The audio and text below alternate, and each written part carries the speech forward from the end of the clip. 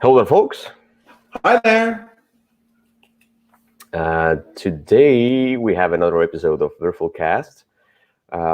If you see some images are rather blurry on me or Kyle, then it's the internet, and it's nothing we can do here.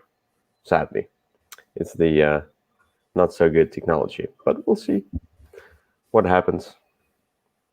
Anyway.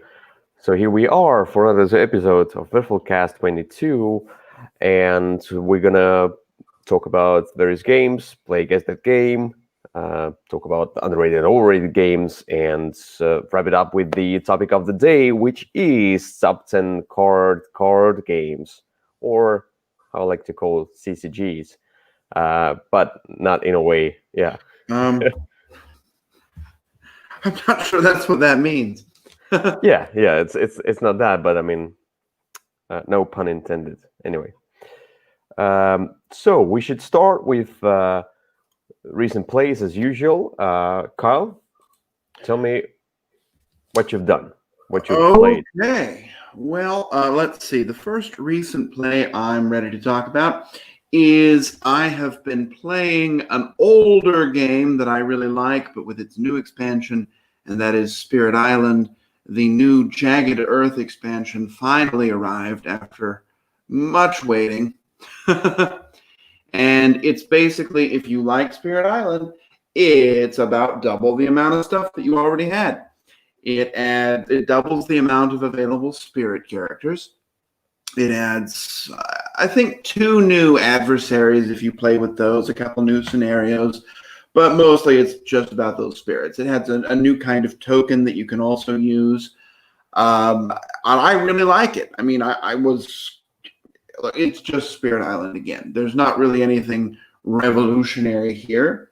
It's just an update. It's the second expansion, but this expansion is much bigger in terms of how much stuff you're getting. And I have played with all of the new spirits. And if I were to do a list ranking them, this set has now my favorite number 1 spirit and my least favorite spirit. I don't know how many there are total, 20 or so. And I just really like it. And it came with the new storage crate. And the new storage crate is fantastic. It's large. It holds everything in one place. It's just a great expansion, and it has kind of consumed my life for the past for the past 2 weeks since I got it. So there you have it, the new Spirit Island expansion, Jagged Earth. Okay. Yeah. The game that I played, not the game that I seek out to play again. It's not a bad game. It's just my own preferences. Let's say it's nothing personal. Well, but fortunately, you can play it alone, so I am able to play it as much as I like.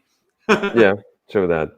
Okay, but what's if you like Spirit Island, this is a no-brainer must-have. If you don't like Spirit Island, this is not going to change your mind at all. Yeah, true. All right, so anything else you played?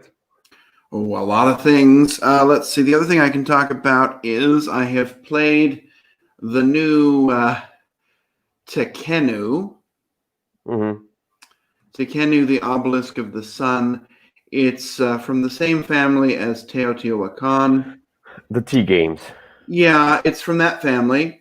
And it really kind of looks like it belongs in that family. This is actually a pretty ugly looking game. If you thought that the other one, Teotihuacan, was ugly, this one's perhaps even worse. What you've got there is this large obelisk, and the obelisk is just in the way. It's a new Everdell tree. Really, what you need is the base of the obelisk there, which is this disc that rotates, and that shows the values of different dice. So depending on what color segment they're in, which is the shadow of the obelisk, that's going to tell you whether the dice are pure, tainted, or forbidden. If they're forbidden, you can't take them. If they're pure, you take them and you put them on one side of your board, and do the action. And if they're tainted, you put them on the other side of the board. And every 2 rounds, you're going to evaluate. Every 4 rounds, you're going to evaluate whether you've balanced your tainted and your pure sides, and that's going to change the turn order. And if you're too tainted, then you're going to lose some points. But more than that, it's going to affect the turn order, which is very important in this game. But really what you do is you're taking a die, and the die is going to give you access to an action, and you're going to perform the action. And there's 2 million ways to get points. I like it. I like it a lot, actually. I like it as much as Teotihuacan. But the rule book for this one was really difficult. It was not clear at all. Nothing wrong with the rule book, but after reading it, I had no idea how to play the game. And the rule book makes a great big deal about, we're playing one game, and the game is composed of 2 scorings, and each scoring is composed of 2 math phases, and it was, that part was not really important at all, because you just sort of rotate the disc and it tells you when you're doing something. And it made a big deal of, the yellow dice are tainted when they're in light, and pure when they're shaded. And all of that was just very I read the rule book and I thought, oh my goodness, I'm never going to be able to play this with anybody because I can't explain it. But it's just printed on the board. It's you basically just rotate the disc and adjust which row the dice are in. It's actually pretty easy. In practice, it was just conceptually very dense. Okay. But yeah. I like it. If you like Teotihuacan and that kind of game, this is going to be just a great choice for you. If you didn't like that one, I think the other one is better than this one, although I kind of like them about the same. But if you didn't like the other one, you're not going to like this one either. Yeah, I'm sure it's not this game is not for me, let's say. Well, let's just say the theme does not exactly come through very strongly. I haven't played any of the T games anyway, so the only T game that I'm willing to try at some point, the one that I skipped a long time ago, it's Tolkien. It's the only one I would play. The other ones, I looked at them. I researched them a bit, and it's totally not for me. It's the game for it. Like the mechanics, the mechanisms, in my opinion, at least what I saw there, they are there for the sake of the mechanisms. Mm-hmm. This is a big not for the sake of fun, in my opinion. Like there's the difference. Like I differentiate the like, for example, the designer does something because it's fun, it's cool, it's different, and it adds to the theme, whatever. Here, it just just throw in this moving part because it has to move, because it's a gear that has to move other gears. Mm. I like that sometimes, but in other iterations of that. So also, I will note that this particular series is getting progressively uglier.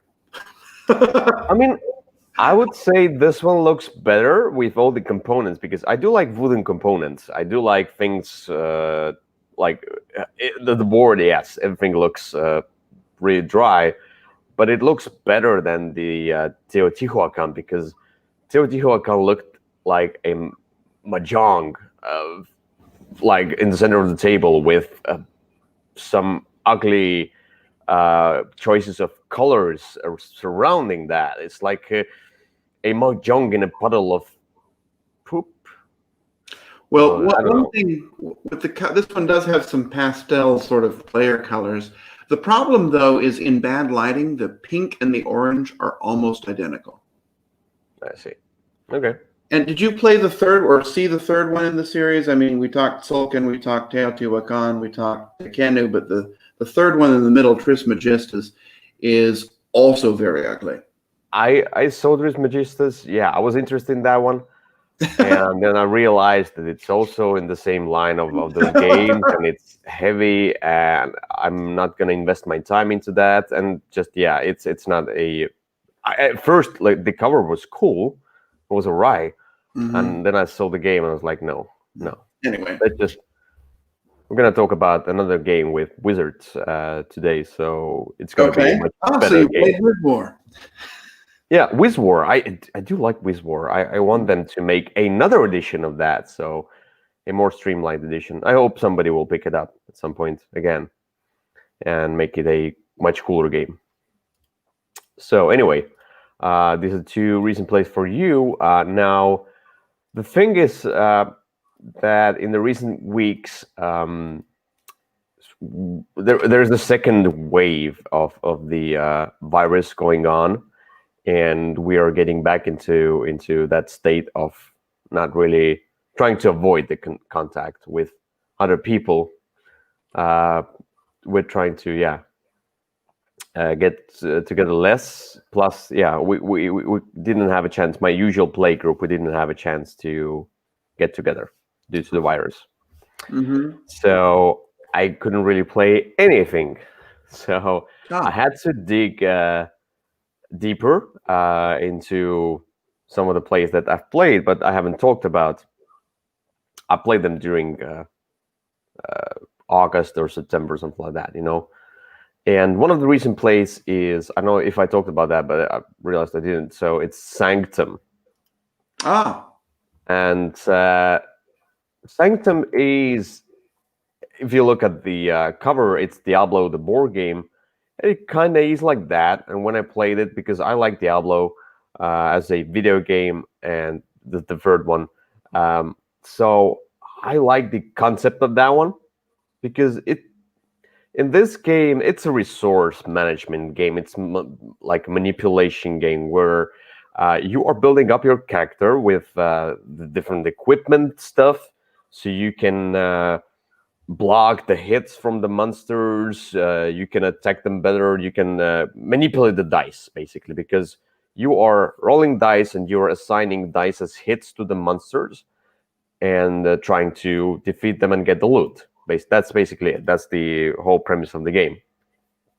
And eventually you will get to the ends of the board to whatever act five. I think it depends on the number of players, how many boards you have, Hmm. and eventually you have looted things.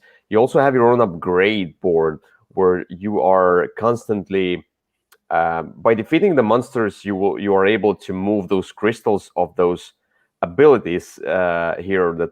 Some of them are tiles, some of them are cards, and they are different for each character, so you can play each character. They are asymmetric in that way, and you are gaining those skills once the crystals are off the card or the tile. You gain that skill. It's your kind of a permanent ability, and it lets you manipulate the board, manipulate the monsters and the dice, because basically everything is just assigning hits to the monsters. And it's really cool to get the equipment to build yourself up, to change that eventually. You get cooler things. The problem is that I mean, it's a streamline. I see that because you have the abilities, which are the text, but basically the equipment is all, as you can see, symbols and crystals and things, and it's just mm, it's cool, but it's all about manipulating dice and blocking hits. I would have liked to have more, even more immersive gameplay, like even more Diablo type gameplay. But it's a really cool game. I like that. It's a puzzle. It's totally a Euro puzzle. Yeah. The final act is forgettable. You can see here that's the final act. You go through the path above here. You go through the path of those cards. You need to assign your dice there and basically defeat the cards in row. And some of the cards are like events that Hmm. kind of like for example it says reroll all the number twos or lose health. If you lose health, if you get down to zero, you die. But eventually if more than one player reaches the boss and defeats the boss, basically all those cards in a row, then uh, you will look at whoever has the most health left, and that's the winner of the game. So you try not to get hit. Yeah. So it's a puzzle about blocking and manipulating your dice. So that's what I said already. So the equipment thing, like equipping your character to the max and trying to manipulate, because getting all those really cool cards is nice, but if you don't have the tokens to activate the card swap, the tokens to use to activate the cards, then what's the point in those cool spots for manipulating dice if you cannot activate them anyway? But the skills are nice. I like the skills. The skills give me the feel of Diablo. So Sanctum, it's a puzzle game. The finale is underwhelming, but overly, I really like the game. Yeah. It just needs an expansion that kind of makes it a gamer's, adventure game, as it should be. Yeah. So I played Sanctum and I really liked the first, 2/3 of the game. The final, I did not like the ending at all. I mean, you said it was forgettable. I just disliked it. I didn't like the way that you determined the way. I just did not like that final boss Yeah. at all. It was just, ugh. But Sanctum has now come out with solo rules. And I think as a solo game, I think it might be fun. Yeah, I think I agree. I haven't played solo, but I haven't think yet either. They just came out a couple weeks ago. because Diablo is, though I played it with other players and like that, but it's basically like a video game. You go through that, and in here, I think solo games are best when they are puzzle games. You need to solve the puzzle. If you're, multiplayer games can be various amount of different end game conditions and things you pursue, but the solo games must always be the puzzle to reach a goal. Otherwise they will not be that interesting, in my opinion. Or the story games, basically, which is also a puzzle usually. Anyway, yeah. Anyway, I'm excited to try the solo rules someday. But as a multiplayer game, the ending part of it just kind of killed it. I wish there was some other end. yeah, that's where I wish there would be like adventure, or it would be a cooperative game. If that would be a cooperative game, we'll lose together or we'll win together. That would be a much stronger feel. It's kind of like, the same as a solo game, essentially. Yeah, that's the thing. Yeah. Okay. So anyway, yeah, weird choice of making it competitive. Just weird choice. Okay. Anyway, so what else have I played? So the thing is that if I cannot play board games, I do tend to play video games. And I just want to briefly mention that I'm not a video gamer that much, and I play few of the games that are like old series of games like Dragon Age or Assassin's Creed. If something new comes up, I will play it. But I usually, for example, if it comes out, the new Assassin's Creed comes out in 2020, let's say, I will play it a year later when it's on sale.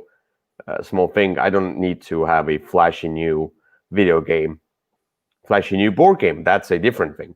But a video game, I don't care that much. But I also was introduced to Borderlands.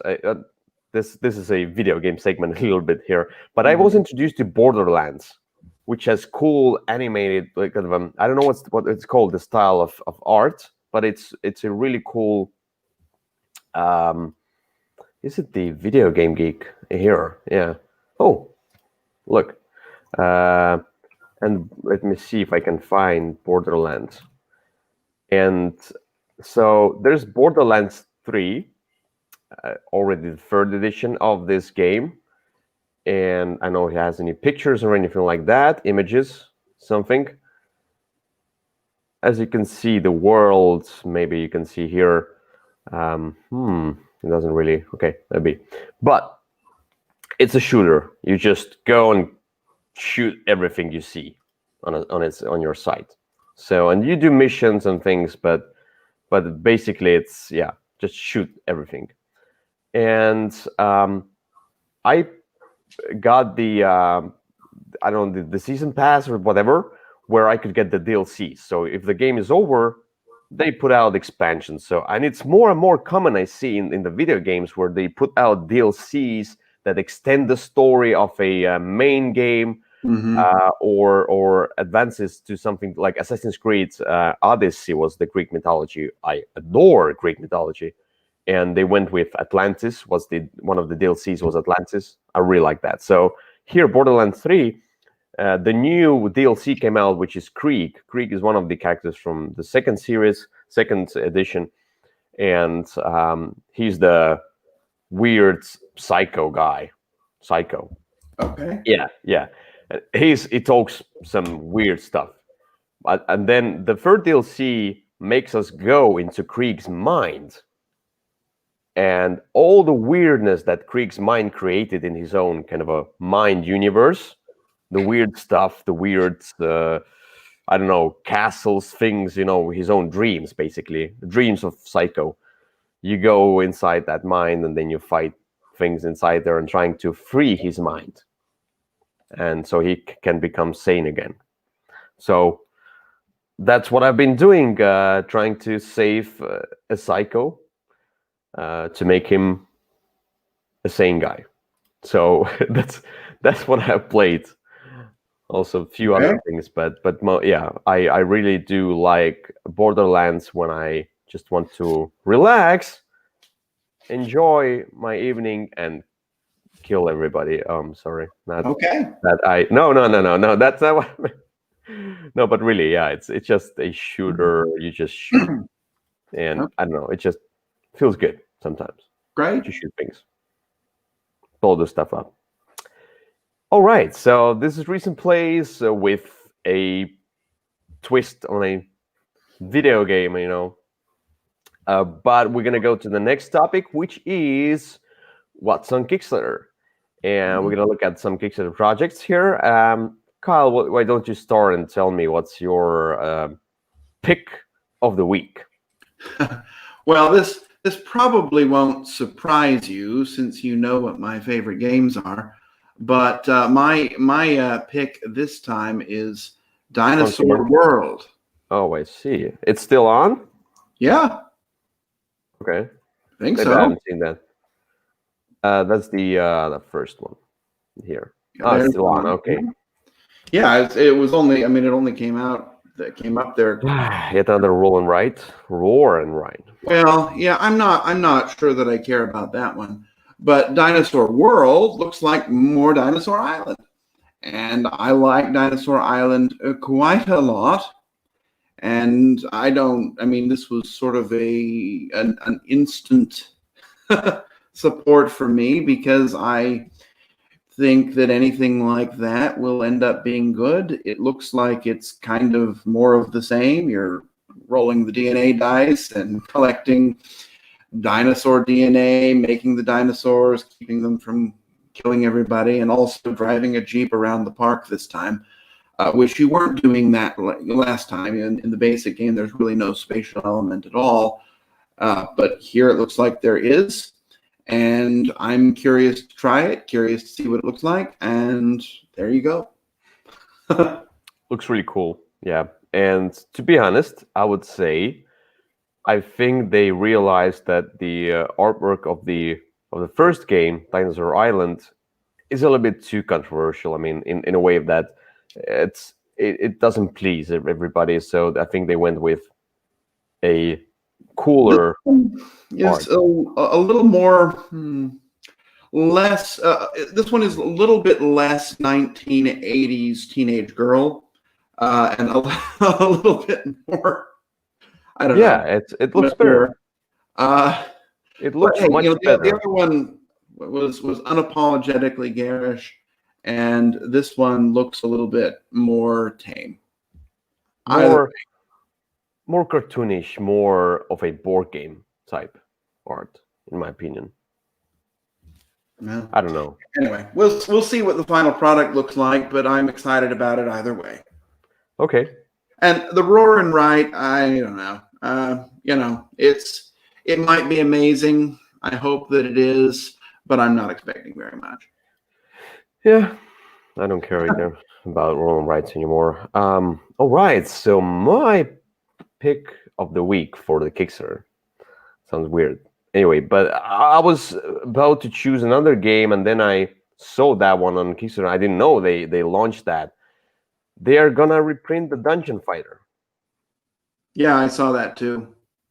and I'm not sure I'm gonna back it now, Oh. but that means that this game is gonna get back to the shelves, and then I'm eventually gonna buy it. But I did really enjoy my play of that game. It's a silly dice game, dungeon crawl game, where you are throwing dice into that what's it called, target board, Uh-huh. trying to get the hits on monsters, yeah, and trying to, but you do throw dice in weird ways, like under your leg, or while like praying or whatever, or with your eyes closed, or from the head. You need to flick it from the head of another person or whatever. I don't remember all this stuff, but Sitting like, under the table. yeah, but it Bouncing has it over a card. Yeah. it has this sarcastic theme of the fantasy dungeon thing going on there. It has a sarcastic art, like cute bear, monkey king, Valkylla. You know, it's just so cool. It Not looks to so. mention the pussy demon, Oh my god, which was a that's not big demon surrounded by cats. educated orc. That's, oh my god. Demon's Bane. Okay, but it has 4 boxes in here. Yep. It's all different. Looks really cool. I like the icy one. It's on how it looks. I mean, it's the waterfall and the glide, whatever they are. This is a more princessy one. My favorite, I don't know if I mean I of course signed up for right away because I like Dungeon Fighter a lot. Yeah. And it looks like some of it is retooling old stuff and some of it is new. My favorite of all the expansions was the Earth expansion, which you didn't, because I think the only time you played this game was with me and I didn't have it at that time. But We where played in Estonia. yeah, and we used the fire and water ones, but I didn't have the Earth one. It wasn't out at that time. And the Earth one, when the die lands on the board, you can shake the board to try and move it to a better place. Oh, that's nice. Yeah. So anyway, it's cool. It's fun. It was silly. It's not the game that I will play all the time, but each time I look at this game, I remember how fun it was to just, I didn't care about the monsters and hitting them. I just had a lot of fun throwing those dice in weird ways. I have a picture where I pray in front of the table, trying to throw the die. Mm-hmm. So good. Yeah, I'm excited about this too. Cool one. Anyway, that's end of the Kickstarter segment here. We're gonna go to the third segment, which is Guess That Game.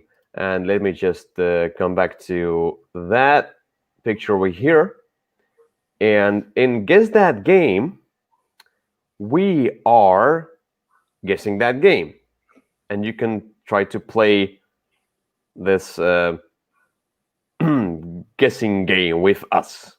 Yes, indeed. Anyway, we're gonna give hints to each other.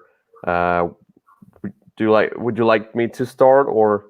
Well, why don't you start? Yeah, go ahead. Yeah. All right. We're gonna extend the theme of dinosaurs because it's a game where humans and dinosaurs live together. Is it Demeter? No. In this game, you construct the city basically.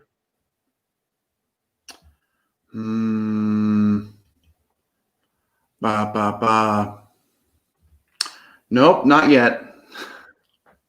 I think you're gonna get it next time. It's a multi-use cards game. Is it Uchronia? It is. Okay.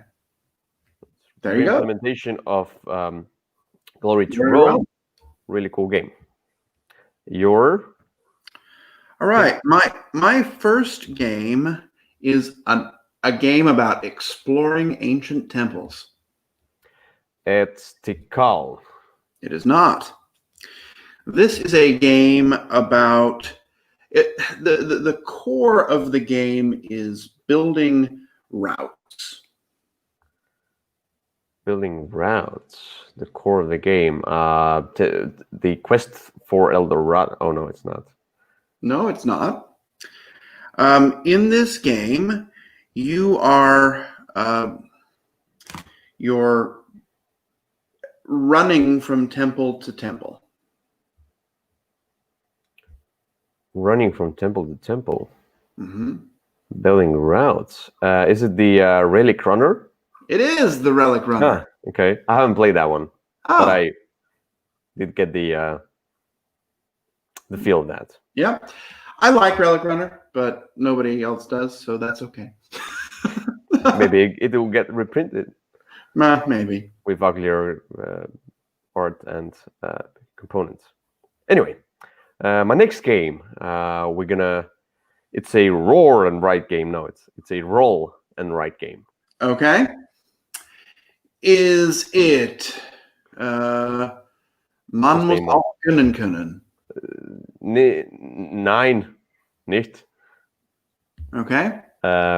It's based on one of my most hated games. Most hated games. Is there a Panamax roll and ride? No, I'm okay with Panamax. I don't hate it. I just didn't like it that much. But okay, it's the hint. The next hint is Stefan Feld. Is it the Castles of Burgundy dice game? No, it's not. Okay, you'll get that. This game has octopods. Yeah, that was the other one I was going to guess. Is it called Octodice or something? Yes, it is. Okay. Octodice. Yeah, the Aquasphere roll and write basically, which is I was fine with Octodice. Yeah, I actually like Octodice. It works in that setting, but I hate Aquasphere. Everybody does. No, there are quite a few people who like that, and they tell me that I'm wrong, but I'm not. Anyway, your next. All right, my next game is a racing game. It's Snowtails. It is not. It is I think it would probably be fair to describe it as a dexterity game. Oh, the pitch car. No, although that would fit that too. This game can be played competitively or cooperatively. A racing game, dexterity game, competitive or cooperative. Weird. I don't know. This one the game is by, I believe, a Lithuanian game designer. Oh, then I don't know at all. Oh, okay. I don't know any of the Lithuanian game designers. The main feature of this game is a tennis ball.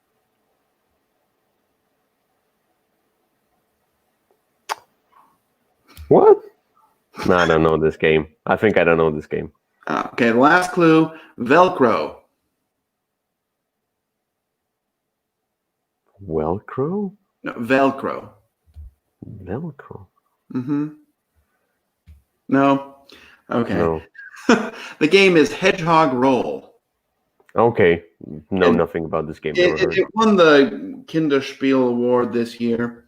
It basically, you take a red tennis ball and you stick a Velcro face on it and roll it over some Velcro forest things, and use those kind of to move your piece along a racing track in almost a Candyland-like fashion, but you're collecting them using the Velcro tennis ball.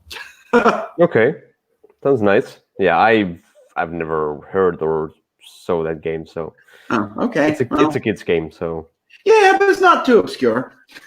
it is. I'm sure it is. I'm sure nobody knew about this game except a few folks. You knew about this game.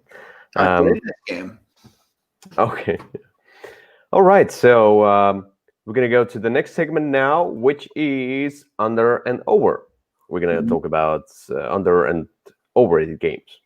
I'm gonna go back to that screen here, and Kyle, why don't you start and tell me your underrated game and then the overrated game? My underrated game. I have not thought about this. I recently rediscovered this game as I was organizing my game closet and remembered how much I liked it. And I need to get out and play it. And the game is Power Grid Factory Manager. Okay, is it something else from Power Grid? Oh, yes, it's a very different game. In fact, it has nothing to do with Power Grid at all, except it's by the same designer and the box looks almost the same. Uh, and in You mean this game, ugly? you're building a factory and you're getting these pieces and you're buying. You've What? got whoa, who was that? I don't know. I don't know It's a what working you're doing gig. in the factory. And you're sort of managing this factory and there's only so many spots for it and you've got to pay your workers or buy robots to replace them. And I remember really liking the game, but it's I think it is the least enjoyed of all the Power Grids. Hmm. It also has nothing, I mean, other than its name, it's really not Power Grid at all. But you're trying to make I believe it's a you're building a power factory that's going to produce. I think you were selling stuff actually. I don't Do know you why. even know the game? Well, I played it actually several times. It's just been a really long time. I see a Power Grid board in the background there, but that shouldn't be there because that's not involved in the game at all. Maybe it's just the. Yeah, but there you go. Yeah, you see, you've got that. You've got those factory pieces that you're buying the tiles and you're putting them in your board and trying to make an efficient factory that's going to produce because you can only produce and you can only get as much money as you can produce goods and only as much and you have to have room to store them as well. There was all these aspects of running a factory in a large green box. That's Power Grid Factory Manager. I think it is very underrated, and I would love. Public Manager. Okay. Yeah. It's yeah. No. Okay. What's your?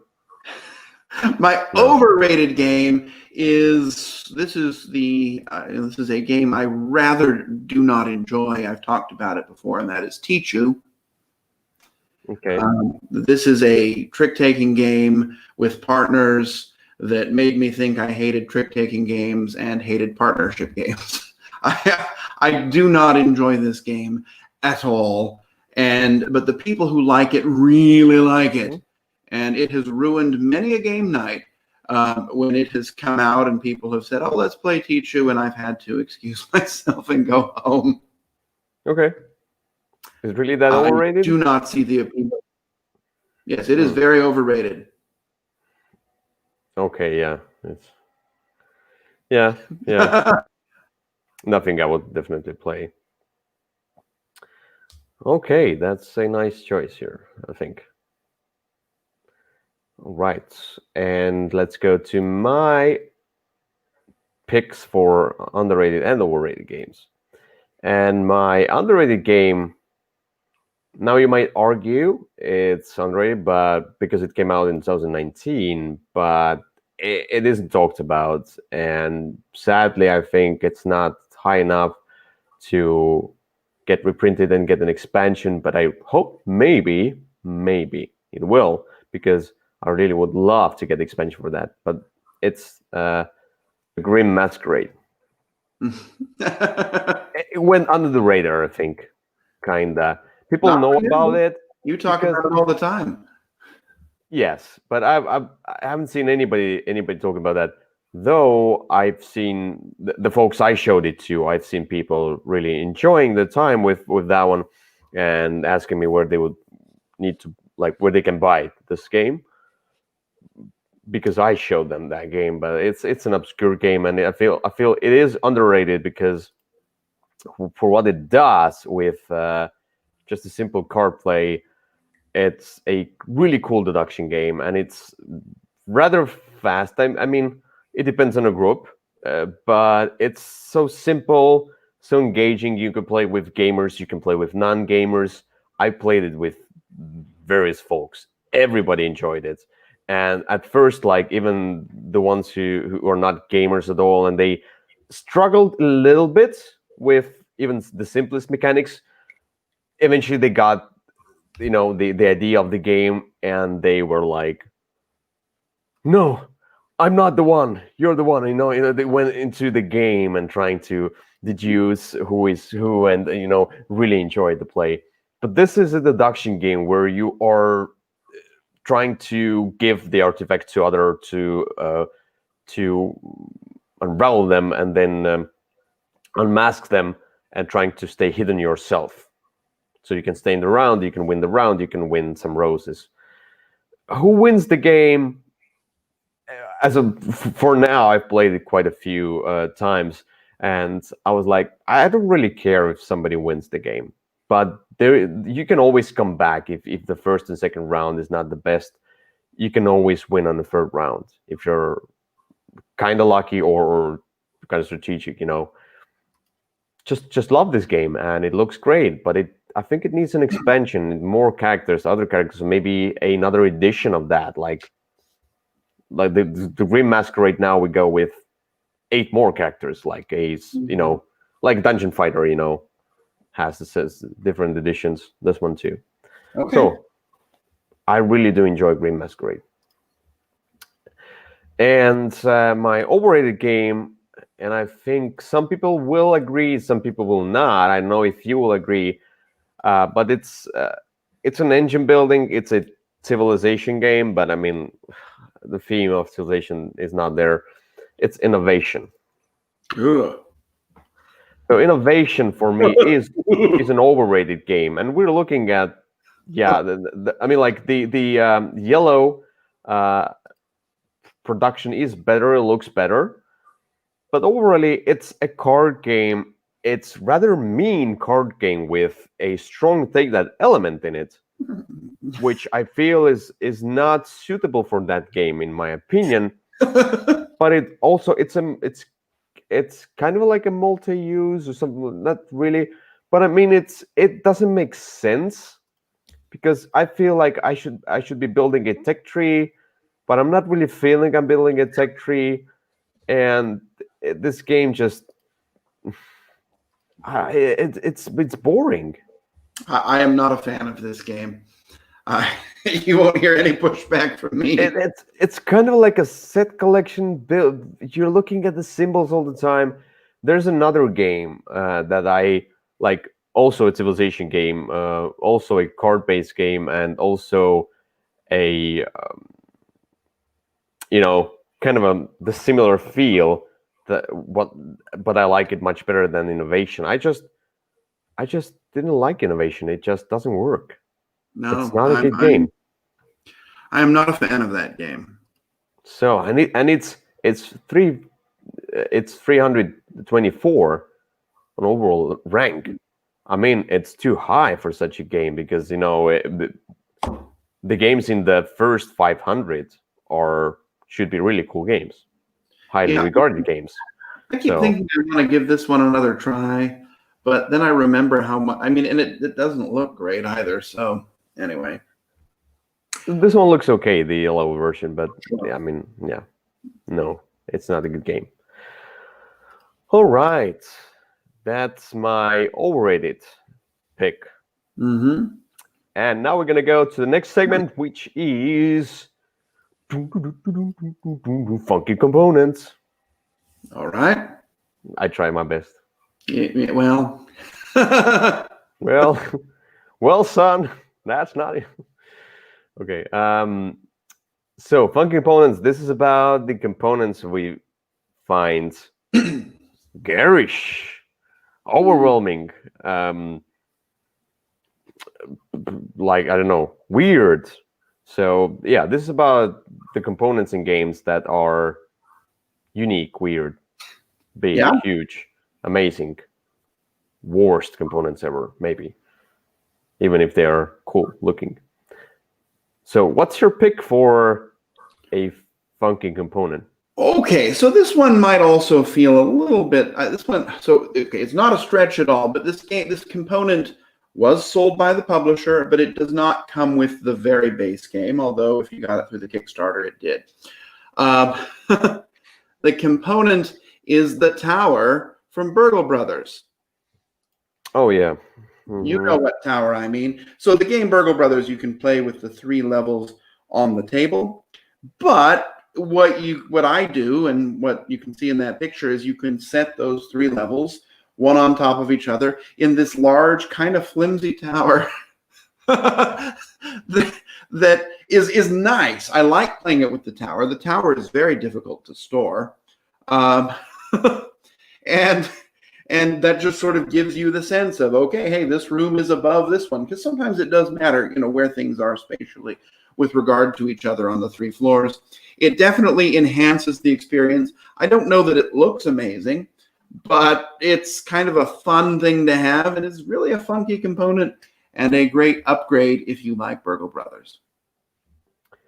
Yeah, I do like Burgle Brothers, but I never wanted to play with that tower because I don't know. I like to see all the floors in the same level and not stand up and look at it just looks unnecessary. It's like another Everdell tree. Well, this one's not as. I mean, the Everdell tree is completely pointless. This does have some value to it, and I enjoy it. But it's also definitely not necessary, and it does require you to stand up because the thing is pretty tall. It's about 3 feet tall. Okay. Unless you're playing on a coffee table, you're going to have to stand up. Yeah. All right. So yeah, totally a funking component. All right. So my funking component is the one that revolutionized the components. No, it's something like, Scythe has those metal mechs. Yes. But I think those metal mechs were done before Scythe, much earlier before, and they look even cooler than Scythe's metal mechs. And I'm talking about Robo Rally. Now I'm talking about those metal. I don't know how metal they are actually, but these are really cool metal robots. I mean, like, where would you see similar type of those metal robots or any other metal component in a game? Mm-hmm. These are cool. They look funky because they are like animated factory robots that came alive, and when the factory goes to sleep, they start racing in the factory. So I do like them.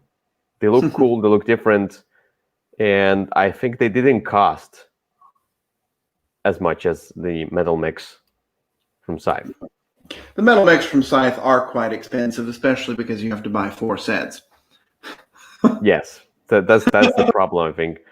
Here they are. I don't know how did they make them so not so expensive, but I don't know.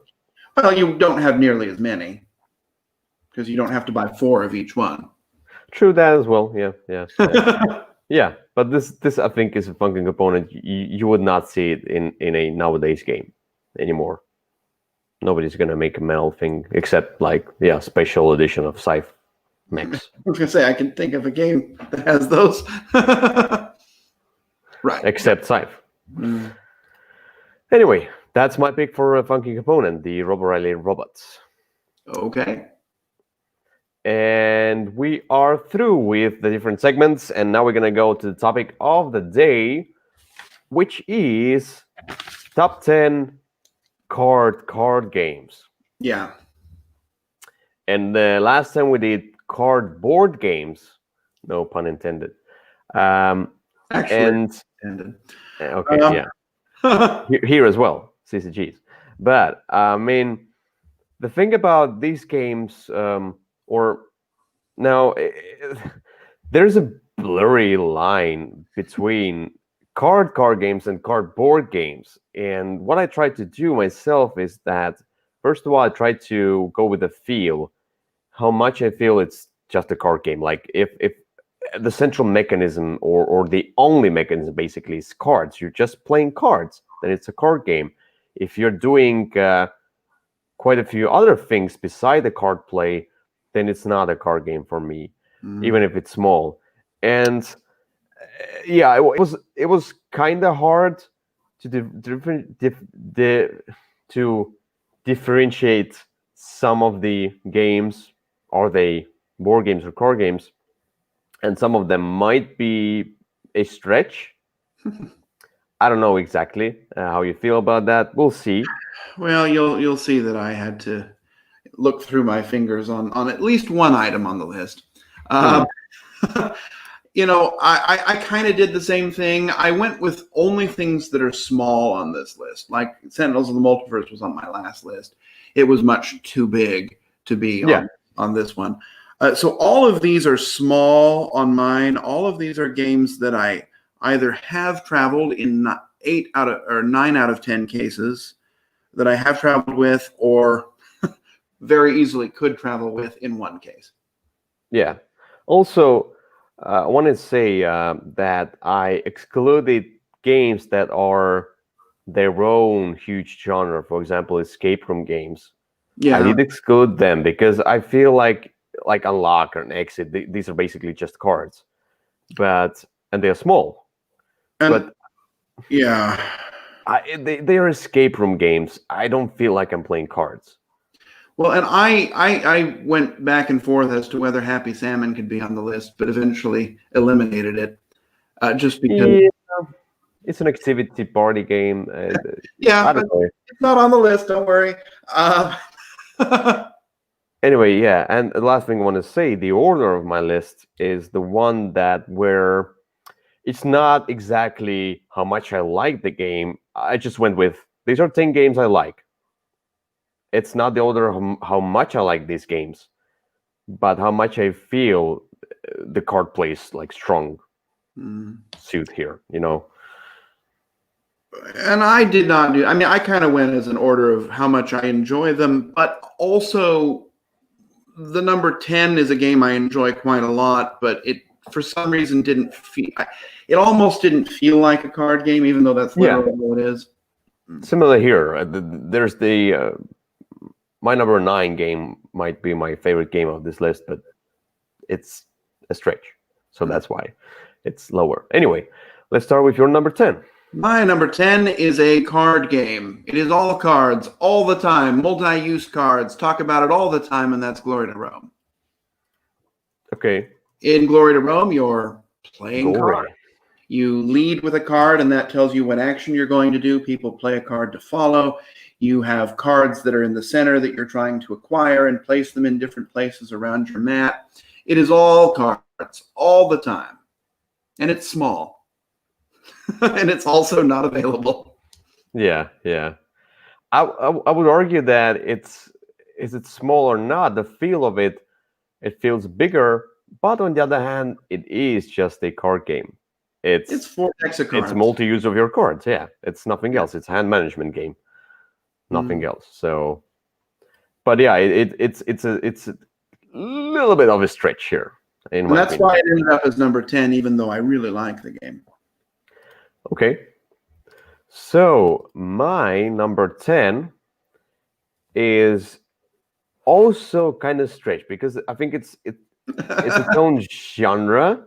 I mean, I wanted to put this one on because I talked about innovation before, so I wanted to talk about this game. Is it innovation? No, it's not innovation. It's degradation. No, it's uh, it's the flow history. Okay. And you could argue that the flow history is. I mean, it came in a smaller box than the TMG one, I think, even. The new TMG version. This one came in a really small box. Even the But TMG version's a pretty small box. it is, yeah. But it's towards the it's not Carcassonne, but already getting bigger. But this game, as you can see, it's totally a card game. This is the new art, but basically, if you see the old one, who cares? But just the game itself, it's a card game where you are building up the engine in front of you, and I feel of it as a set collection as well, because you're basically collecting those small symbols so you can use them for points or for attacking and whatever, and for getting more resources. It has few other components, so basically you have your own player pawns with which you bid on those cards, and then you have the tokens, which are metal tokens in the deluxe version with the new art, and these are basically like money. And I would not exclude this as a card game because it has a money resource. It's still just a card game. It's just the money resource is money. It's just a support. Yeah, it's a support for this card game. Yeah, fair enough. It's a little bit of stretch because it's a civilization game and you're building a tableau of those cards, but I don't know. It's a card game. Go ahead. I'll give it to you. Okay, thank you. Anyway, Flow of History. Irritable when we get a little later on my list. Okay, I see. All right, what's your number 9? My number 9 is very much a card game, very much small. I got it from Germany a couple of years ago and have just really enjoyed it every time I played it. The game is Ohanami. Ohanami? Yeah, Ohanami, I think. And what it is it's basically, that game that was called The Game that came out that was really not very much fun, where you're making. Yeah, that's the one. Okay. This is a drafting game, and you're going to draft. You've got 10 cards, and you pass them, and you select 2, and you play them. And you're making 3 stacks, and each stack has to go from high to low. But you can put your card on the top or the bottom. Doesn't matter. You're not ever locked in, and you're just trying to select cards that are going to score you. And the different colors. There's 4 different colors, and they score at different times. There's 3 different scorings. The blues are going to score you the most if you get them out early. The pinks, if you collect a lot, you're going to get a bunch of points at the end of the game. And it's just it's a very short, fast, little drafting and card kind of placement in order game. Very small, but very good. Okay. Yeah, never heard about this one. It looks cool. I'm not sure. I think I saw that it's coming out in the US at least, but for a while it was only available in German. Okay. But it's not, there's no text on the cards, so you could probably play without. I have played with people who don't speak German. I see. Okay. So that one's very clearly a card game, and I really like it. All right. Okay, so my number 9 is another stretch. Oh, no. That's why it's number 9. And it's I would say you might disagree with me.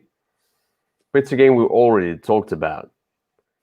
And I'm talking about The Grim Masquerade. It's still a rather small box. It's not. It's like the Flow of History, for example, is a deeper, box. But if it would say if you flat it out, it's basically the same size. And you would say it's not a card game. I would say it's a card game, though it is a deduction game. But you are basically drawing cards and giving them to other opponents or giving it to yourself. So basically collecting those artifacts in front of you. It's a set collection card game with the deduction element thrown in it. There's nothing else. All the mechanisms are basically just cards. And your rolls are cards and everything else is cards.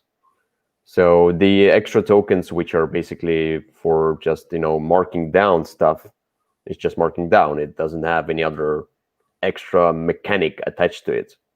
And what's that thing in the middle there? The board? I don't know. I would have put this one on the last one we did. Yeah, I didn't want to put it on the last one because it's just too small. The board, the board for me doesn't exclude because you can make the board out of cards as well. And there are some games that have play mats and boards, though they are just card games. Mm-hmm. And I'm sure you will have some of that. Maybe. You will. I'm sure about that. Anyway, the Green Masquerade is a card deduction game. Okay. All right, let's go to your number 8. Right, my number 8 is a very straight-up card game. It is a trick-taking game. The game is called The Pirate King. And in this game, it's kind of a crazy trick-taking game, and it works well with a bigger group of players. And you're playing 10 hands. Ooh, that's not the one. I don't think that's the right one, no. Pirate Kings? King of Pirate? No, it's called Pirate King. I think so. I hope so. No? Yeah.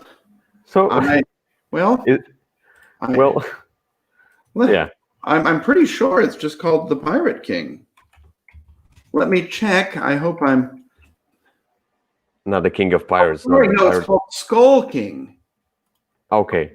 Sorry, I don't know why I thought Pirate King. Skull King. Geez, now I feel stupid.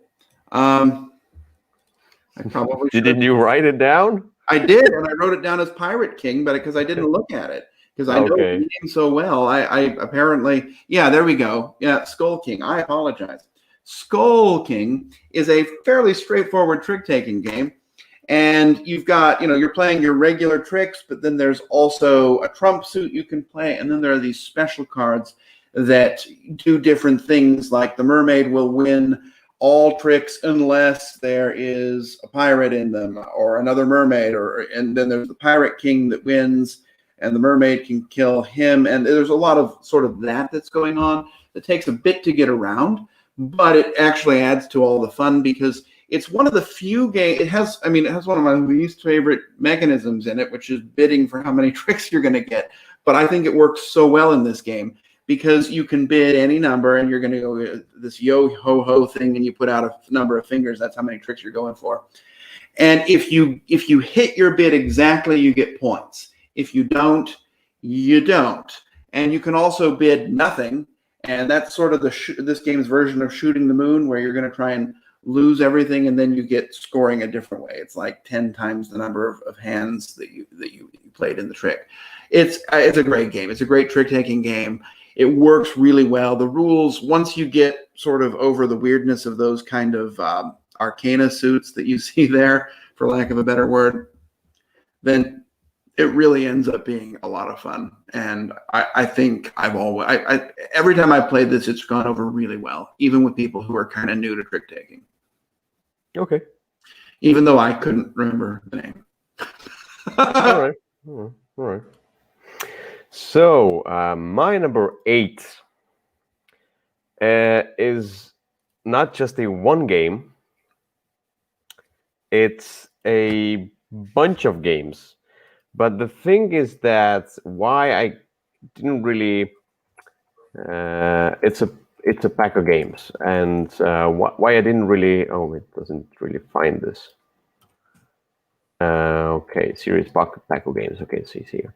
So why I didn't really differentiate them is that these are all small in a pack of gum. The small games, these are basic card games, but they have different mechanics. They have hand management, they have a cooperative variant, they have set collection, fighting, like 1 versus 1, a dexterity kind of a game, but all based on cards, and Mancala mechanic as well in here. So, like, you see, huge, dig. When people talk about these games, they usually don't say like, "Oh, I really like Bus," or "I really like Jim." Well, let's talk about Jim. They're thinking of a different game. Yeah. They talk about when they talk about Paco games, they say, "Oh, I played this Paco games game. called gym, let's say, or dig. These are all like 3 letters words. And I do have both of the Paco Games 2. I gave away some of them because I didn't like them at all. But I haven't played all of them. I played only some of them. I played them as a prototype or as well. We did a preview, I think, of them. But yeah, these are really cool, clever, small games with different mechanics, different complexity level. The rules could have been better, but they also have these 3 minutes rules, learn to play videos, which you can put on the screen and then just look at this video for 3 minutes and then just play the game. And really a variety of quite a few cool different mechanics and games in there. And it's a travel size. This small pouch of which fits 8 to 9 of those different Paco games, it's the size of Teacher box, basically, kind of. So Okay. a little bit of a stretch because it's a family of games, but nobody talks about them as separate games. Paco games. My number 8. Your number 7. My number 7, I'm hoping, is Hanamakoji. Okay. I'm assuming that, that's the name that I know it by. And this is it's a small card game again. And what you're doing is you're playing these cards trying to get control of the geisha figures in that central line. And whoever has the most cards on one side of them is going to gain temporary control of them. And if you control, I believe it's 4, you win. Each round, you've got 4 actions, and the order you take those actions in is going to determine whether you win or lose, and how you're using those same 4 actions. And after 4 actions, you see if someone's won or not. And then you play a second round if you need to. I like it. It's very fast. It's just sort of that nice outthinking that I usually really enjoy in games. So there is my number 7, Hanamakoji. Okay. Yeah, I played that one. It was nice. It was interesting. It wasn't overwhelming, but yeah, I did like it. It's a small card game. Yeah, overwhelmingly good, I want to say. Sorry. Yeah. So anyway, my number 7 is a card game. And now the thing is, I also tried... Yeah, I also tried not to put the too many of the deck builders on the list. I tried to avoid them as much as possible. But I think, this one is a deck building game, but with a twist, because it's also a push-a-luck game. That's why I put it on the list, and that's Flip City. Okay. And Flip City is a card game. It's... The cool part about that one is that in this game, as you can see, those cards, basically, these are double-sided cards. And you pull cards from your deck one at a time, basically push your luck. The more cards you pull out, the more money you get from those cards. You can buy new cards or flip some of the cards in your discard pile, so you can have them on the other side, and you can get more victory points or better abilities or something like that. So basically there's the basic kind of a element on the card, and then the reverse of that card is something even cooler. So, and you're trying to get to the certain amount of points, or trying to pull out a certain amount of cards, like I think like 18 or something like that. I don't remember the exact number. You need to be very lucky. But the thing is that pushing your luck is that if you get those frowny faces, you can see in the screen, at the bottom of the screen here, if you get those frowny faces, if you get too many of them during your turn, you're busted and you can do nothing. So there's that push your luck. It's There similar it is. to Mystic Well as well. So, but it's so engaging because it's so small. It's fast. You just the push your luck element is even like without that would be a boring game. I think Mhm. this one adds the necessary tension to this small game, and flipping your cards to better cards, and when you do that, and when you buy new cards into your card, and how you manipulate your deck so you can get less frowny faces or get the cards that block them, so you can get out more cards, and how you win with the points or you win with the amount of cards you lay out. So Mhm. cool game, has the expansions as well, so you can have more variety. And yeah, just a great game. Flip City, my Okay, number 7. there you go. Your number 6, Kyle. My number 6. There's two card games that I liked, and I decided not to put them both on the list. And I decided to put the one that I like slightly better. I don't know why I even compare them; they're just from the same designer, I guess. The game is Oh My Goods. It is a small card game where you're using, again, the sort of multi-use cards. You're building up your little engine or your factory production chain, and you're going to use the cards. For example, if you put them on the coal factor, the coal thing, then they're coal, and then they're worth $1 each. And then eventually you can build a building that turns coal into I don't know. You can put coal with clay and make bricks. And then so you'll take a card from the clay and a card from the coal and put them on the bricks. And you're trying to make this production chain, because every time you activate something, you can activate other aspects of it to make it a little bit better. There's a bit of a push your luck element in this one too, because you see some of the cards that are out there, and then you decide how you're going to work, whether you're going to do it, clean or dirty, diligent or sloppy or something like that. I forget the term. But if you do it diligently, you get more, but you need at least you need exactly the right amount. If you do it sloppy, you have a little bit more flexibility. You don't need quite as many of the right resources. That's kind of what you're doing. I really enjoy it. It came out with a board game version called Expedition to New Dale, which is exactly the same. There's almost no difference. There's also several story expansions, because this was the game where Alexander Pfister decided he needed to put stories into his games, and also decided that he was a good writer, but he's not. I really enjoyed the game, though.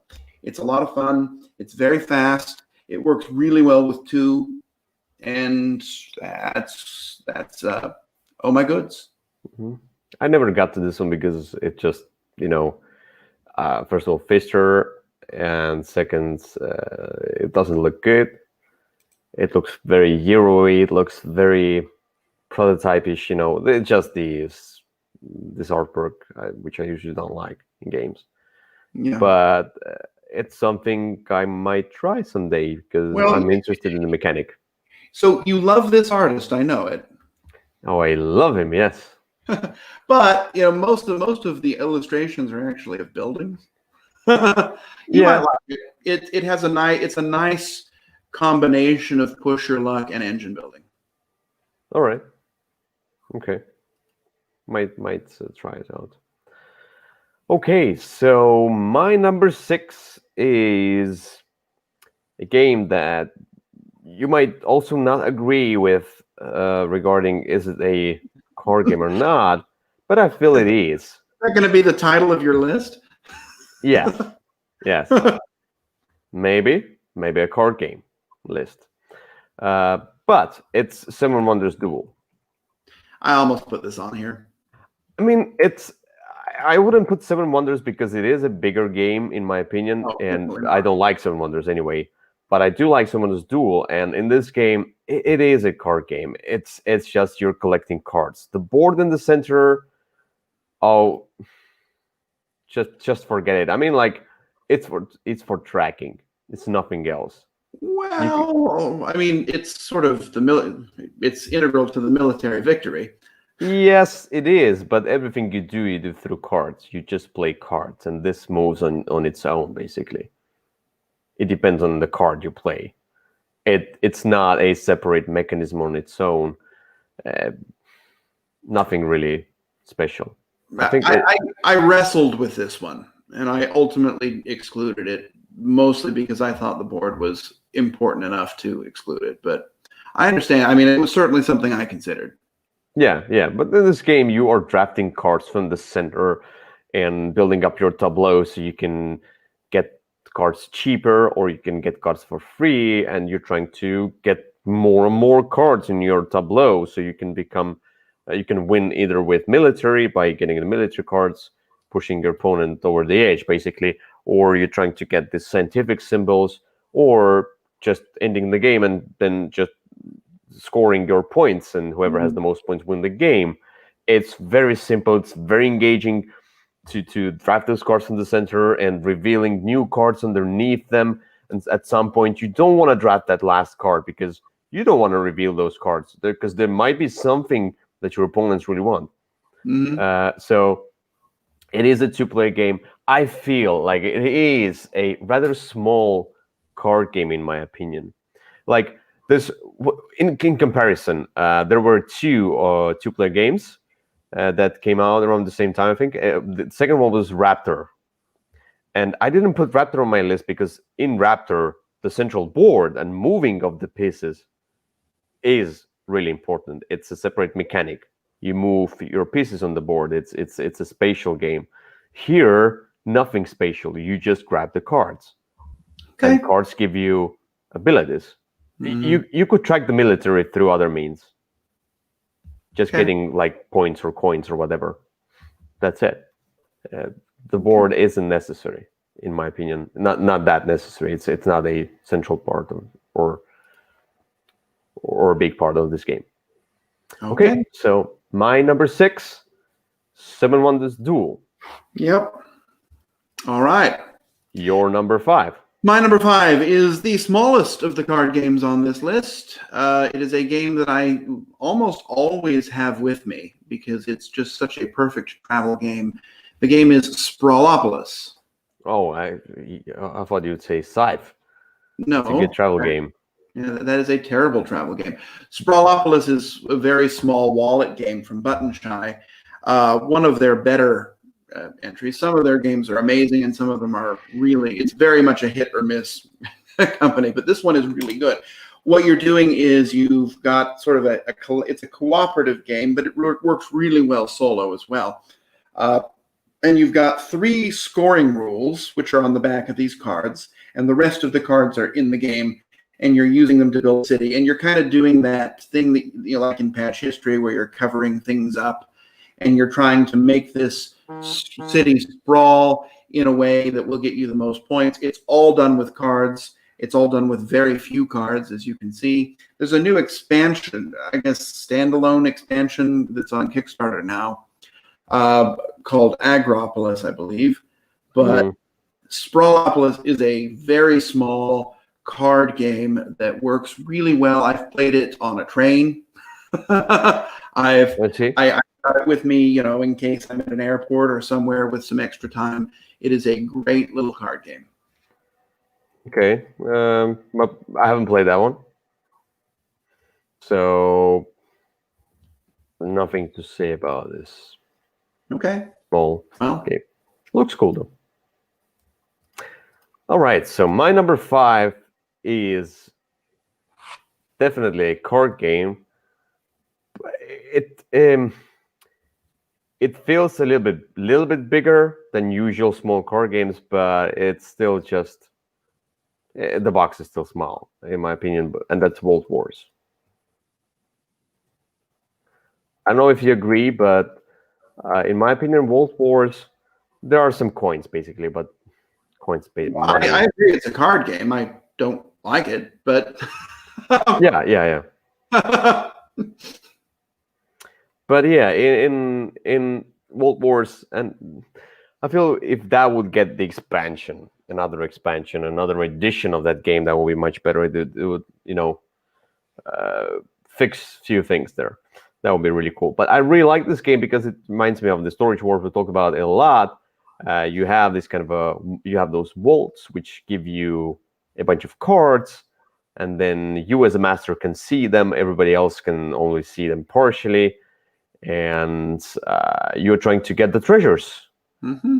And you're pushing your luck with bidding on these vaults. You can get those vaults. You can get the cards in your hand, but not all of the cards are great because some of them are junk or eggs. If you have like just one egg, you get minus points. You need to get all 3 eggs. Then you will get quite a few points extra. And yeah, it's set collection game basically. Where you can sell your cards for money, so you can bid with that money later on, but you want to keep them as well. You don't want to sell too much, otherwise you will not have enough points at the end of the game, because basically when you sell a card, you sell points that you win with.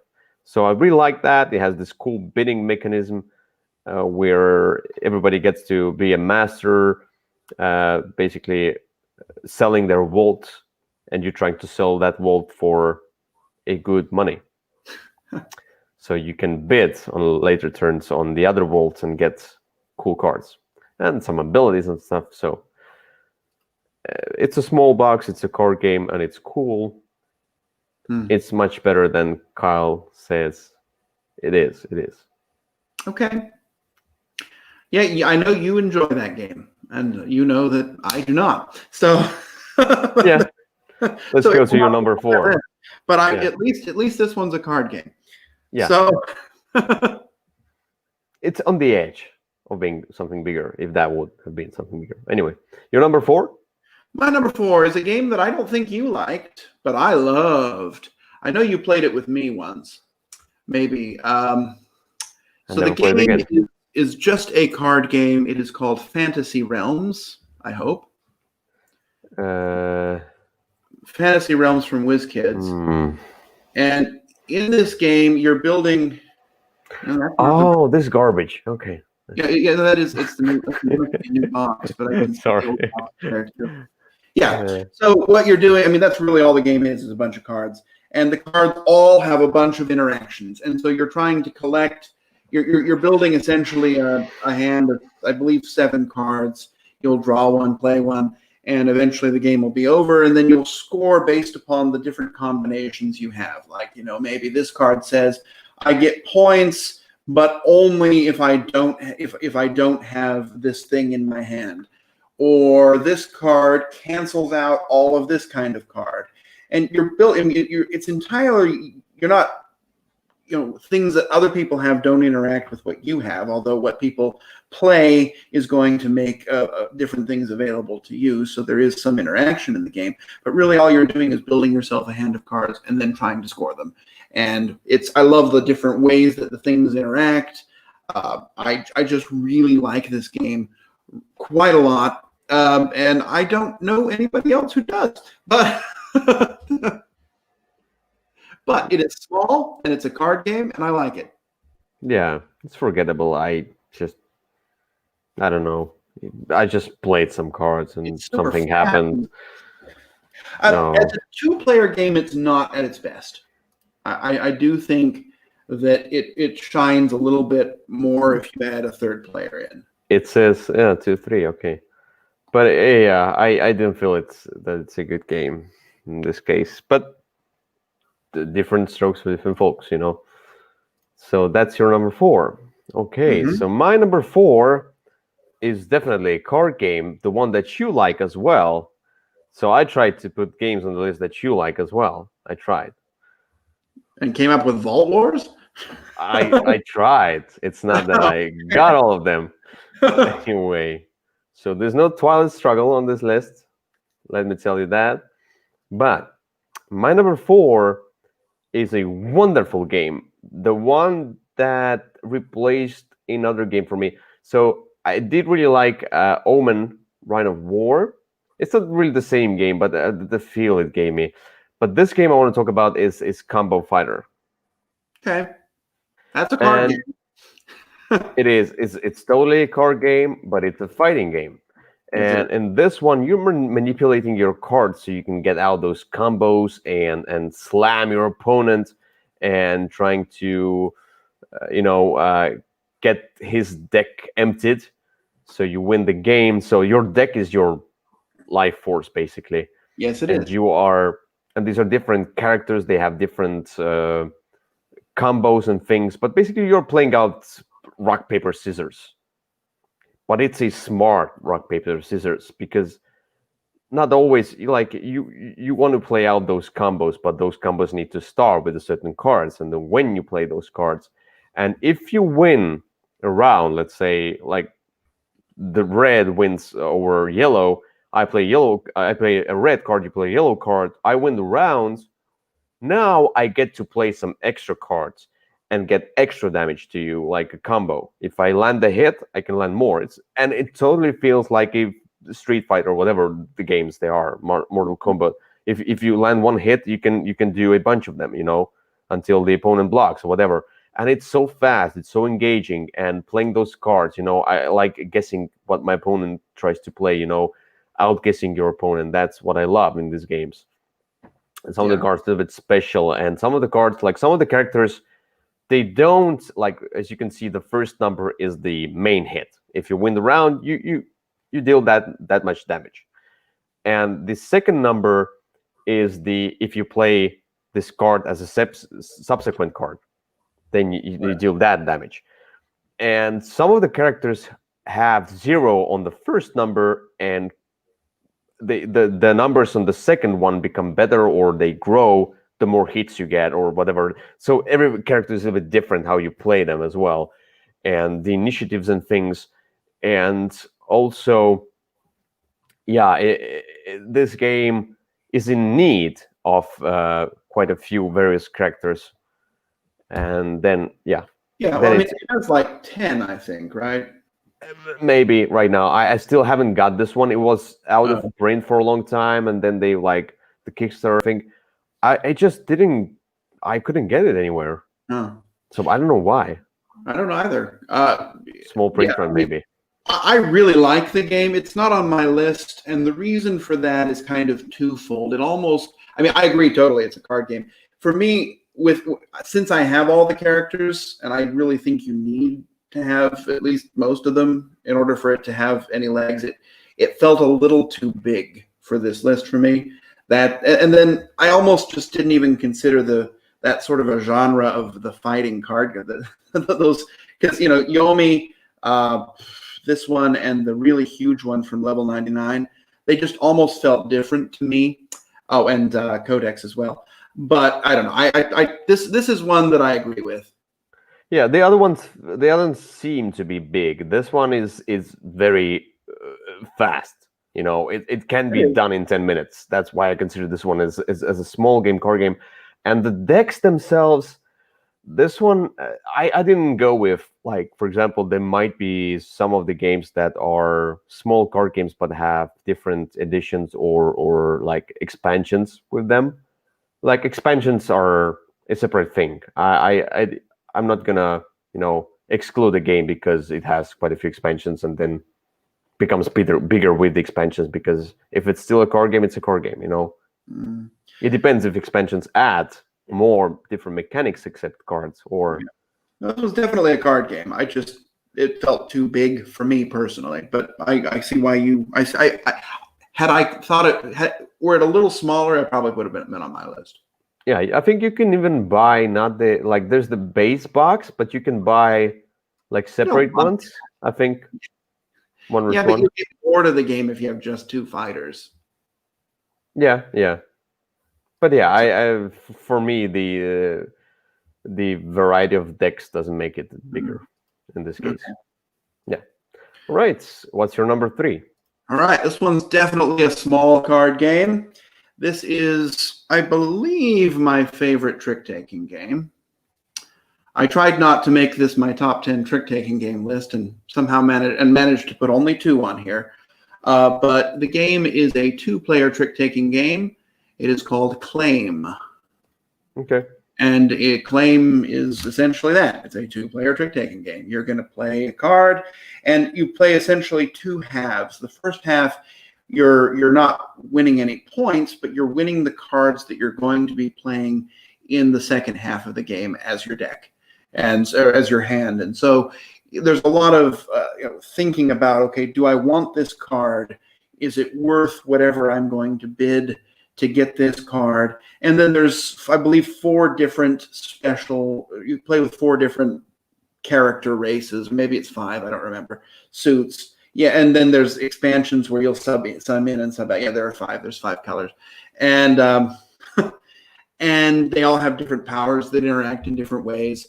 And I really like it. It's very fast. It's one that you almost have to play twice in a row, though, if you're teaching it with a new person, because it takes about halfway through the game before you understand the value of, what are you doing? You're not really trying to win every trick in the first hand. In fact, there's sometimes you don't want to. If it's the 0 value goblin, you probably don't want to win that one. Yeah. So that's what it is. I really like it. There's another 2-player trick-taking game called Fox in the Forest that I was not a huge fan of, but this one I really like. And I like it. I like what you've got, and it still comes in a very, very small box, and I travel with it regularly. Okay. Yeah, I've never played this one. I like the art. I do really like the art. It looks cool. Oh, wait. Oh, you froze? Are you there? I'm still here. Yeah, that's good. So my number 3 is went away. My number 3 is a deck building game, and as I told you, I try to avoid deck building games usually. The first one was Flip City, but it was like, why I put on this? Why did they put 2 games on the list? Because Flip City felt like a different type of deck building game, like with push a luck. This one is a straightforward deck building game, and you can argue because there is a big version of that. But at first, it was a small game in a small box, and there's 3 versions of those small boxes, and I'm talking about Valley of the Kings. Okay. Yeah, now, I this is fair. It used to be a small card game. No, I mean it is. Even this big box makes the cards bigger and combines all 3 different editions, which are basically standalone expansions, with each other, and makes the cards bigger and maybe a little bit cooler art. But essentially, it's the same small card game. It just they blow it out. It's the same as Tiny Epic series, where they make really, really small games, but essentially this could be a normal size games. This is the other way. I got rid of the Valley of the Kings because I don't know why, and then I realized that I made a mistake because I love these games, and I love Valley of the Kings, so I got the big edition. Yeah, it was a good time to get back to Valley of the Kings and get the bigger edition as well, so you can store all of them. But the box is too big. It could be half of that box. Yeah, although these boxes are too small. Yeah, but I mean, yeah, I'm fine with these. It could even fit the sleeve cards. But I mean, the big box. They said they might do expansions, but they don't plan any more expansions. Sure. Which creates a question: why? I mean, like, if you don't even plan any of the expansions, why would you make such a huge box? They could have made it much smaller. Anyway, Valley of the Kings, a straightforward deck building game, like the Minion. You play cards, you buy cards. Some of the cards have special abilities. The cool part about this one, it's also a set collection game, and you can argue that every deck builder is a set collection game because you're collecting cards in your deck, which is your set, basically. But this one makes you collect them in a separate set in a tomb, where these cards that are in the tomb, they will score at the end of the game. Everything else that you've collected in your hand, in your deck, will not score at all. So you have to be very smart about your decisions when you will entomb, which is the action of basically putting the cards in that set, in those sets, when you will entomb those cards. Mm-hmm. And because at some point you want to use that card's ability while you're playing, but if you are too slow with entombing the cards, at the end of the game you will have a cool deck, but no points. True. And I've seen new players who I play with doing that mistake, though I told them that you need to start entombing cards. But they are so engaged with creating a cool deck that they forget about that. Sure. And then the next time, oh, I see. And it becomes even cooler for them because now they have this kind of an extra twist. Oh, I really want to build a cool deck, but I need all those cards there as well as points. So, but if the Kings, a great game. It is a card game. It is small. I think you can even get the older version. If you don't need a big box, big cards, you want to have a travel size, Valley of the Kings, just buy. Even if you buy all those 3 different Valley of the King boxes, these are all small. They all fit into They your are. backpack. All right. Your number 2. All right. My number 2 is a game that you have played. It is a card game. It is the card game that keeps growing. It came out. I played it at Gen Con last year, just kind of on a whim, and I fell in love immediately. The game is Silver. Okay. There are now 4 expansions, but well, the 4th one isn't out quite yet. The first 3, though, all still fit in that same small box, which is nice. And they just sort of add more things, more different permutations you can have. It's, there's some deduction elements, some sort of memory element, a lot of things going on here, but you're just sort of trying to figure out what is in your village and get rid of the stuff that is worth a lot of points and keep it as small as possible, and then sort of declare yourself ready for the vote at the right time so that you can get as few points as possible and take advantage of some bonuses that you can get by calling for the vote. It's it has a very loosely pasted on werewolf theme, but it's really just sort of kind of judging what other people have, remembering what other people have, remembering what you have, and manipulating the cards in front of you to be the set that you want them to be. Yeah. Okay. And it is a game that is very small because we were able to play it on the back of a suitcase sitting on the floor at an airport. True. It is True. one of my it's my non-solo travel game of choice. Yeah, the more I played it, the more I enjoyed it. It's not. I mean, this is something I considered getting, and now it's grown on me while I was thinking about the game and not even playing the game because I couldn't play the game. The game I couldn't get it in Estonia. It was hard. I think it was really hard to get it at some point. But now I think it's on a pre-order right now, so eventually I think I can get it. And the other ones as well, the expansions. But and you can buy just one set and be fine with it. But I like having more for stuff. some time, yeah. Because I'm searching for some replacements for my usual games that I play a ton, so I can put them to rest. Okay, you can entomb them. Well, and actually one of the disadvantages of having all the expansions is, I always want to shuffle things up and play them. But then I've had it happen with just about every group I've played this more than once in a row with, where they think they know that number 13 card. Every time they think it does something different than it does. I mean, it says right on there what it does, but if you've switched the 13 out with another 13 that has a different power, people can choose not to read it and think they know what it does, and then mess up and then complain. Yeah, but it's the people. It says right there what it does. Yeah, it's the people. I knew you had different sets of those, and then just use one on another. Or I'm gonna just read the cards. Yeah, that's it. Anyway, it's the people's problem. Anyway, so good choice. My number 2 is another game that it's kind of its own genre of games, but I feel in its core, at its core, it's just a card game, and I'm talking about the Last Expedition. Yeah.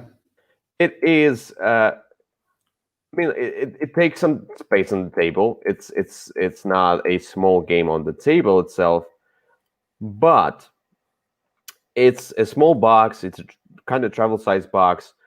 The cards are big, the Dixit size cards, but it's just a puzzle game. The road that you create with those cards kind of makes up a board, basically, where you move on. It's just a tracker. It's Tracker. yeah, it's not really a board, and some tokens that you use for health and tracking your ammunition and things. These are small things. Eventually, the whole game is about playing the cards out in your deck, in your hand, sorry, into the center of the table with all the other players as well, and trying to solve the puzzle in front of you. Yep. With those symbols on the cards. That's And it. That what? And not die. And not die. And usually will die, but I mean, at some point I started to win more and more and more. I started to figure out this puzzle, but then you can add the expansion.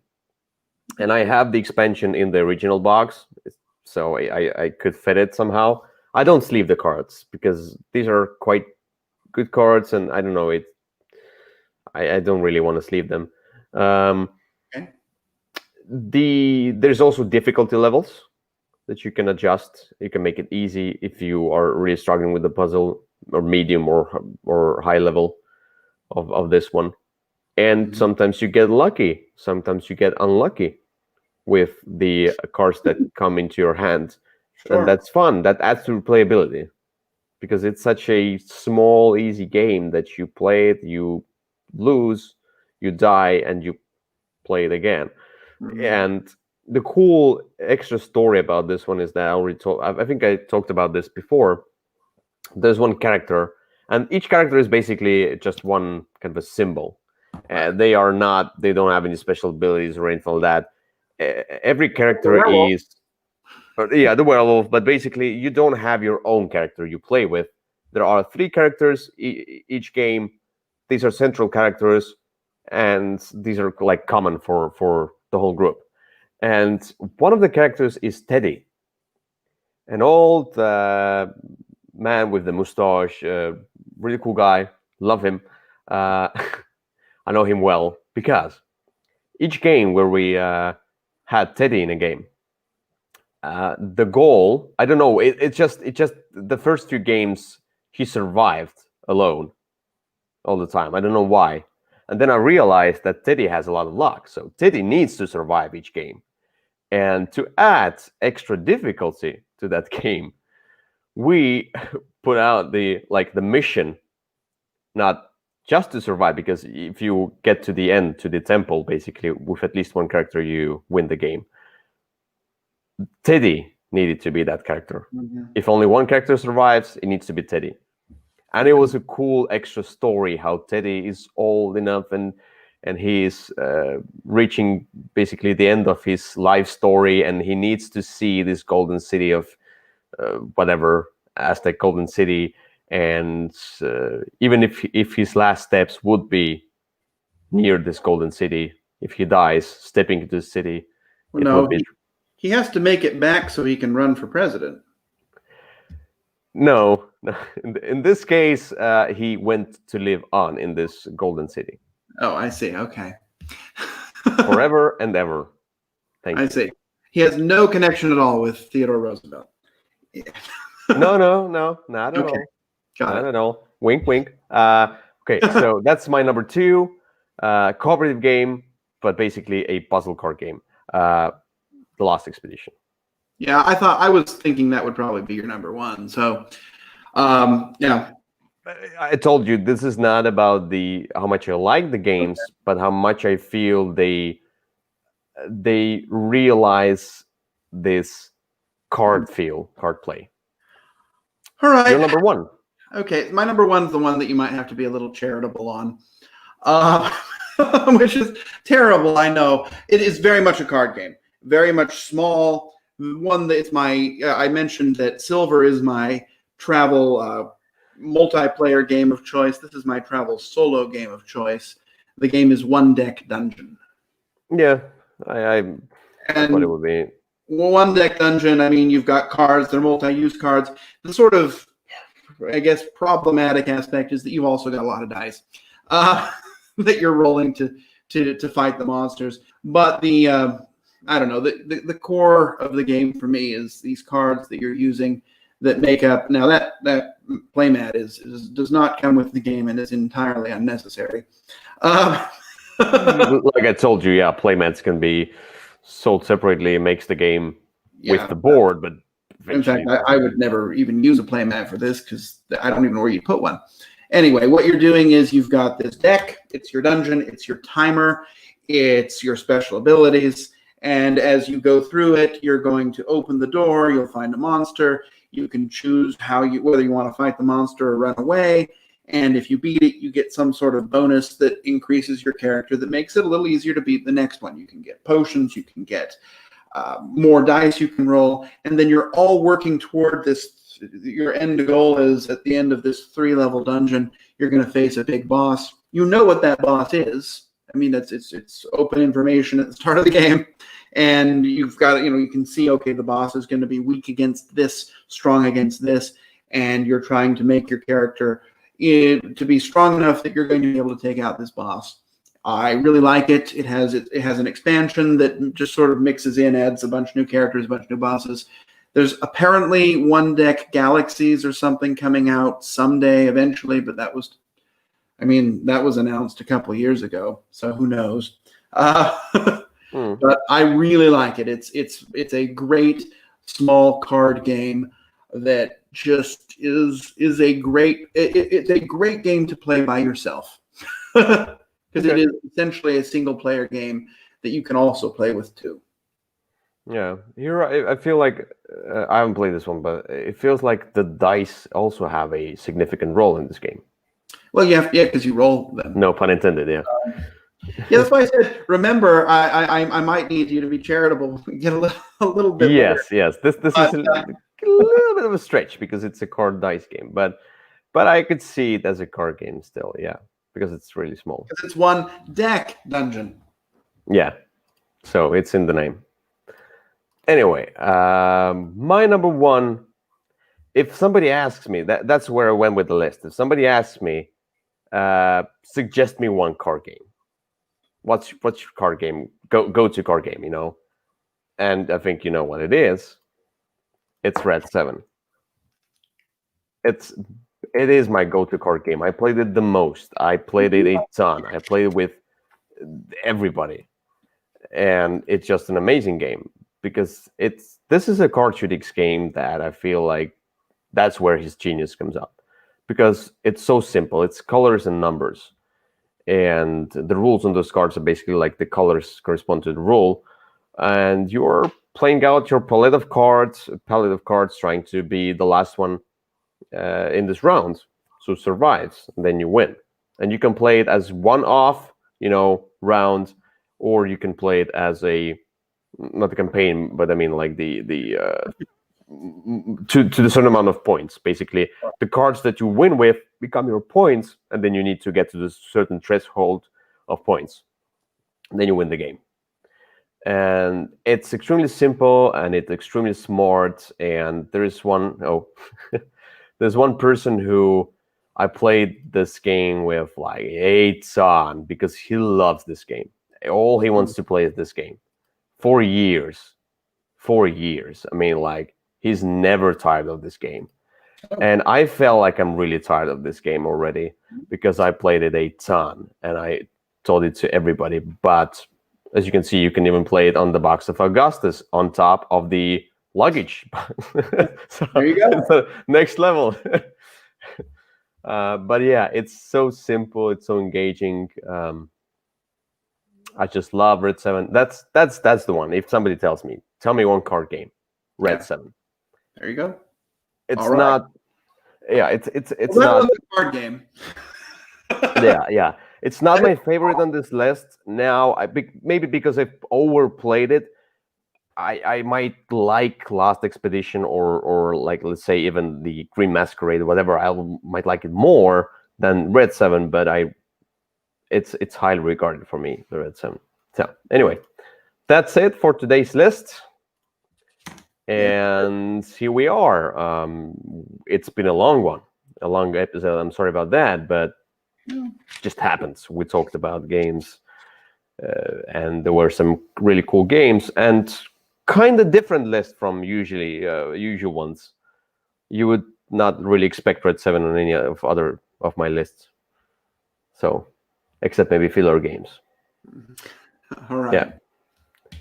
But that's basically it. Thank you for watching, and we'll see you another time, another episode of Würfel Cast. All right. We'll see what we're going to do. Okay. Maybe we'll do a top 10 something. We'll see. Anyway, bye-bye. Bye-bye.